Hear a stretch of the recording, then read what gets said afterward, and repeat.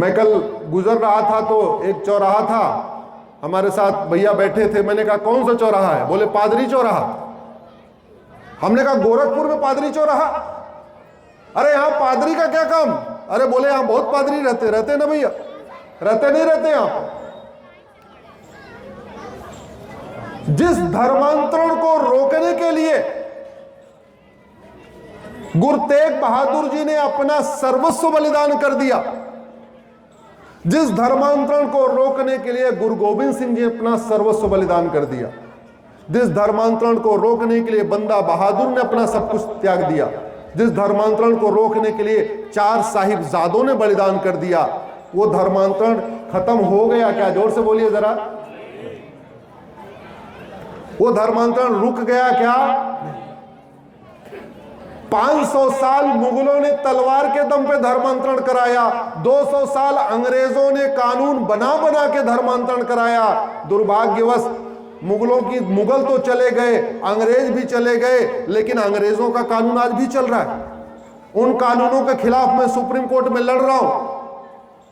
ये बहन बेटियां बैठी हैं, इनको कानून नहीं पता होगा था, इसलिए मैं सामान्य भाषा में कहता हूं, ये धर्मांतरण हमारे लिए खतरा है कि नहीं खतरा? बहन बेटियां बताएं जोर से।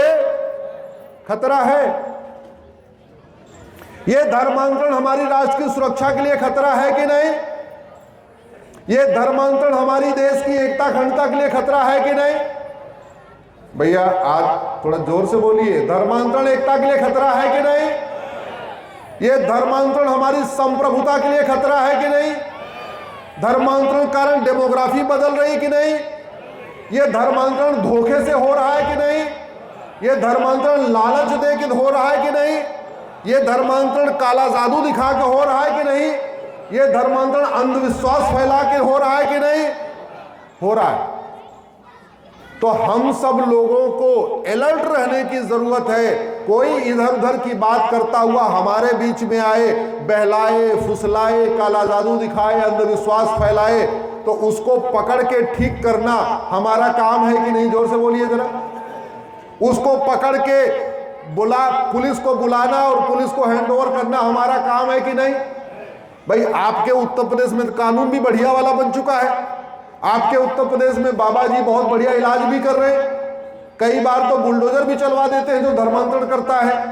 लेकिन धर्मांतरण पकड़ना हर जगह तो पुलिस नहीं जा सकती। एक थाने में 50 पुलिस के लोग होते हैं, वो कहां कहां देखते रहेंगे कहां कन्वर्जन हो रहा है कहां नहीं हो रहा है। तो कन्वर्जन को देखते रहना ये किसकी जिम्मेदारी? जोर से बोलिए जरा। हमारी। जहां कहीं चंगाई सभा हो रही हो, जहां कहीं काला जादू दिखाया जा रहा हो, जहां कहीं अंधविश्वास फैलाया जा रहा हो, जहां हमारे दलित भाइयों को, पीड़ित भाइयों को, हमारे पासवान भाइयों को, हमारे जिसके भी हमारे हिंदू भाइयों को जहां भी कोई लालच दे, धोखा दे, उनको उनके बारे में पुलिस को सूचित करना ये हमारा नागरिक कर्तव्य है कि नहीं? जानते हैं क्यों? क्योंकि अगर आप ये सोच रहे हैं मैं तो कन्वर्ट नहीं हो रहा हूं, ये तो मेरे पड़ोसी कन्वर्ट हो रहा है, तो याद रखिएगा, जैसे जब तक वो हिंदू है तब तक आपका भाई है, जैसे ही वो कन्वर्ट हो जाएगा वैसे ही आपका दुश्मन हो जाएगा। बांग्लादेश में हिंदुओं का नरसंहार कौन कर रहा है? जोर से बोलिए जरा, जोर से बोलिए। एक शब्द नोट कर लीजिए आज से, कन्वर्टेड हिंदू। ये बांग्लादेश वाले पहले क्या थे? सब हिंदू ही तो थे, कन्वर्ट हो गए। तो बांग्लादेश में हिंदुओं का नरसंहार कौन कर रहा है? कन्वर्टेड हिंदू। पाकिस्तान में हिंदुओं का नरसंहार कौन कर रहा है? कन्वर्टेड हिंदू। कश्मीर में हिंदुओं का नरसंहार किसने किया? कन्वर्टेड हिंदू। और भारत में हिंदुओं को कन्वर्ट कौन कर रहा है? कन्वर्टेड हिंदू। ये जितने पादरी, जितने चादरी, जितने फादर या जितने और भी हैं, ये क्या है? कन्वर्टेड हिंदू।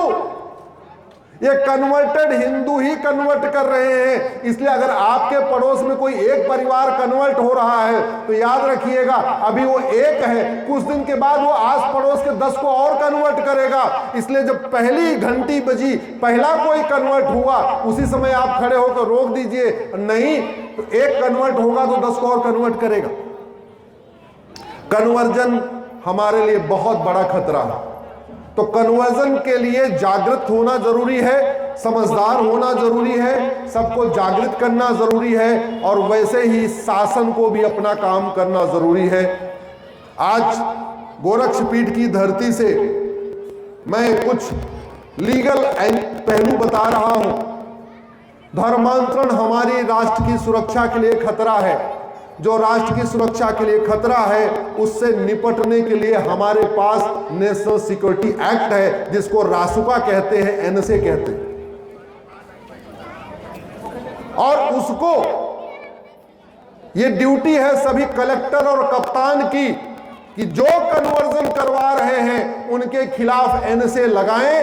अगर एनएसए कोई कोर्ट ना माने, एनएसए लगाने पे कोर्ट कहे एनएसए क्यों लगाया, मुझे बुला दे, मैं आके बहस करूंगा और मैं सिद्ध कर दूंगा ये धर्मांतरण राष्ट्र की सुरक्षा के लिए खतरा है।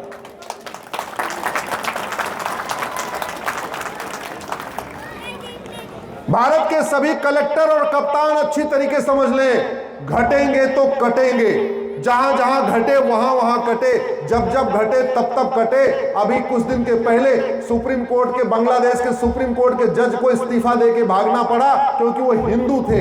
अभी पिछले सप्ताह एक कमिश्नर को इस्तीफा देना पड़ा क्योंकि वो महिला हिंदू थी। इस देश के कलेक्टर और कप्तान तभी तो सुरक्षित हैं जब तक हिंदू बहुसंख्यक हैं। अगर हिंदू घटेंगे तो कोई सुरक्षित नहीं रहेगा।